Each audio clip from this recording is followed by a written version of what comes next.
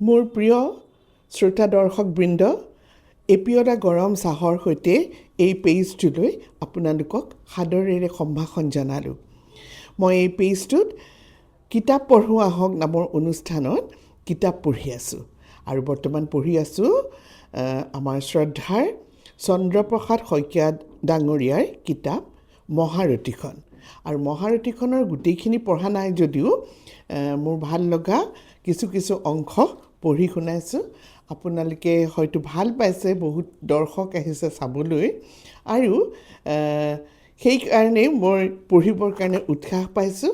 লগতে আৰু এটা আপোনালোকক অনুৰোধ কৰোঁ, আপোনালোকে অলপমান মন্তব্য জনাবচোন কেনেকুৱানো হৈছে। আচলতে এইটো পৰীক্ষামূলক হিচাপেহে কৰিছোঁ। যদি ভাল লাগে আগলৈ পঢ়ি যাম কিতাপ। বাৰু এতিয়া বৰ্তমান পঢ়ি আছোঁ বাসুদেৱ, শ্ৰীকৃষ্ণ আৰু মহাৰথী কৰ্ণৰ মাজৰ কথোপকথন। যোৱাকালি দিয়া ভিডিঅ'টোৰ পিছৰ অংশখিনি মই পঢ়ি শুনাইছোঁ আৰু এই কথোপকথন এই চেপ্টাৰটোতে শেষ হ'ব। কেনেকুৱা লাগিছে আপোনালোকে জনাব বুলি আকৌ আপোনালোকক অনুৰোধ জনালোঁ। বাৰু মই পঢ়ি যাওঁ এই পিছৰখিনি।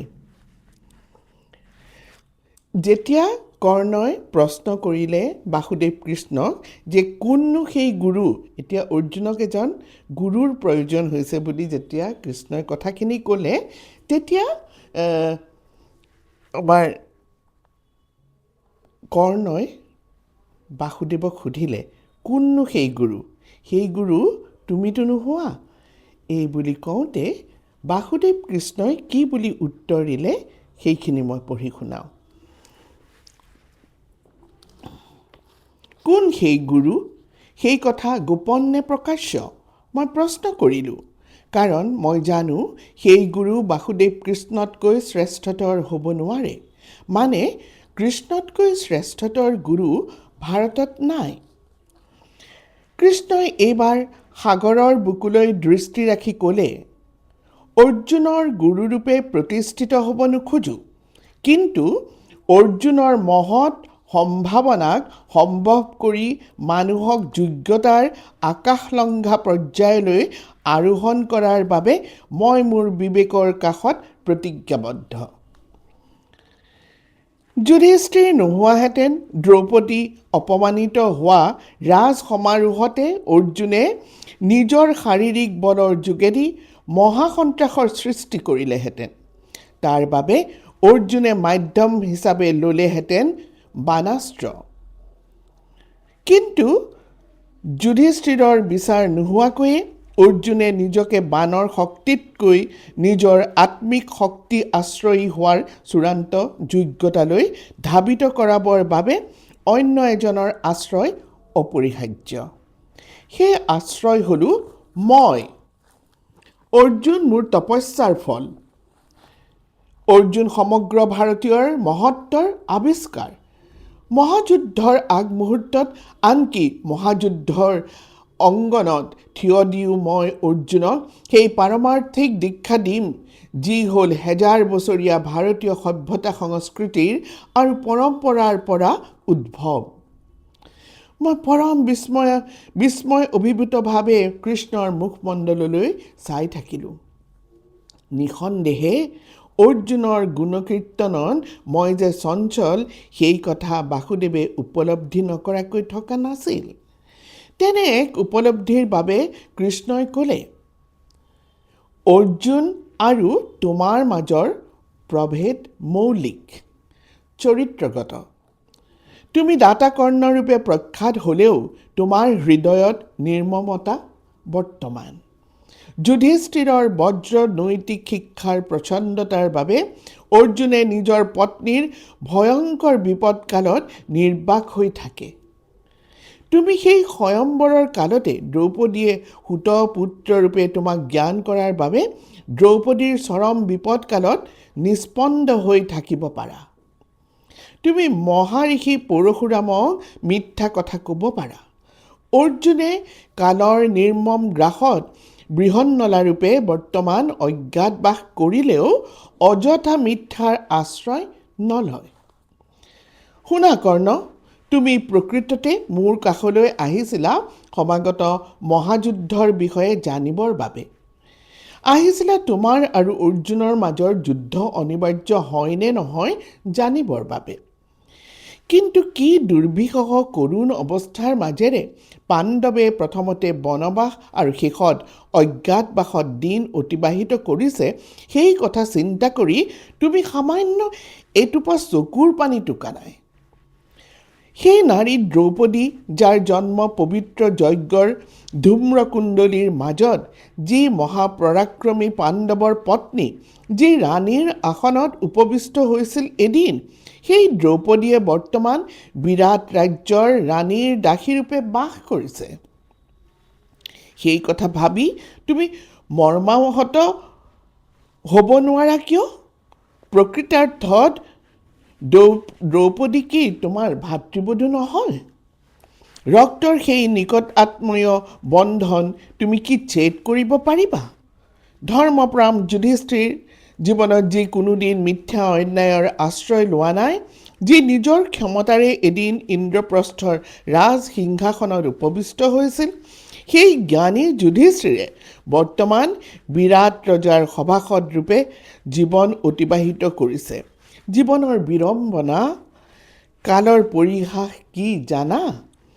যি পাশা খেলত যুধিষ্ঠিৰে নিজৰ ভাতৃ পত্নী সমন্বিতে সৰ্বস্ব হেৰুৱাবলগীয়া হ'ল, সেই যুধিষ্ঠিৰে এতিয়া বিৰাট ৰজাৰ লগত পাশা খেলি সময় অতিবাহিত কৰিছে। সেই ভীমসেন, যাৰ গদাৰ প্ৰহাৰত কৌৰৱপুত্ৰৰ বিনাশ ঘটিলেহেঁতেন মুহূৰ্ততে, যি সমগ্ৰ ভাৰতৰ শক্তি আৰু বীৰত্বৰ জীৱন্ত প্ৰতীক, সেই ভীমে এতিয়া ৰজাৰ ৰন্ধনশালত বন্দী। আৰু সেই অৰ্জুন, বিপুল শক্তি বিচক্ষণতাৰ অধিকাৰী সেই অৰ্জুন, সমগ্ৰ পৃথিৱীত যি অতুলনীয় আৰু অপ্ৰতিদ্বন্দ্বী, সেই অৰ্জুনৰ এতিয়া পৰিচয় কি জানা? বিৰাট ৰজাৰ নৃত্যশালাত বৃহন্নলা ৰূপ ধৰি ৰাজকন্যাক নৃত্য শিক্ষা দিবলগীয়া হৈছে। নকুল আৰু সহদেৱ ৰজাৰ পশুপালন কাৰ্যত নিযুক্ত হৈছে। তেওঁলোকৰ তেনে দুৰ্বিষহ অৱস্থা দেখি তোমাৰ হৃদয় বিদৰা নাই। সেইবাবেই মই ক'বলগীয়া হ'ল, অনেক গুণৰ অধিকাৰী হৈও তুমি তোমাক প্ৰতিষ্ঠা কৰিব পৰা নাই। মই জানো তুমি মৰ্মাহত হ'বা মোৰ কথা শুনি, কিন্তু তোমাৰ বিষয়ে মোৰ কথা হ'ল শেষ সত্য।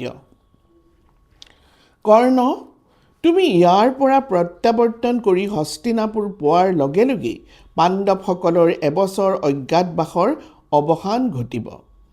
এইবাৰ পাণ্ডৱক ৰোধ কৰাৰ ক্ষমতা দুৰ্যোধনৰ নাই। তাৰ কাৰণ হ'ল, এটাৰ পিছত এটাকৈ অহা অপমান আৰু উপেক্ষাৰ বজ্ৰাঘাতক পাণ্ডৱে বিজয়ত পৰিণত কৰিব পাৰে। জীৱনৰ অজস্ৰ গ্লানি আৰু অপমানক মানুহে যে নিজৰ বিজয়ত পৰিণত কৰিব পাৰে, তাৰ প্ৰমাণ পৃথিৱীৰ আগত দাঙি ধৰিব পাণ্ডৱে। ৰাজসভাত অপমানিত দ্ৰৌপদীৰ হৃদয়ৰ মৰ্মান্তিক বেদনা অথলে যাব নোৱাৰে। 12 বছৰ বনবাস আৰু এবছৰ অজ্ঞাতবাসত থাকি পাণ্ডৱে যি সংকল্প গ্ৰহণ কৰিছে, তাৰ পৰিণামত অন্যায় যি কৰিছিল, সেইসকল ধৰাশায়ী হ'ব। বাসুদেৱ কৃষ্ণৰ উদাত্ত কণ্ঠ শুনি মোৰ বিশ্বাস দৃঢ় হ'ল যে এই যুদ্ধ নিৰ্ঘাত। অন্যৰ মুখত নিজৰ দোষ অথবা দুৰ্বলতাৰ কথা শুনি মানুহ ক্ষোভিত হয়। হোৱাটোৱেই সম্ভৱ স্বাভাৱিক। কৃষ্ণৰ মুখত শুনিলোঁ সমাগত যুদ্ধৰ প্ৰস্তুতিত মোৰো অৱদান আছে। সেই কথা শুনি বিচলিত হ'লোঁ, কিন্তু নিজৰ হৃদয়ক পৰ্যবেক্ষণ কৰি মই ক'ব পাৰোঁ, বাসুদেৱৰ কথা সত্য। দুৰ্যোধনৰ যুদ্ধ লিস্পাক ইন্ধন যে মই যোগাইছিলোঁ, সেই কথা অস্বীকাৰ কৰিলে মোৰ আত্মাই শান্তি নেপাব।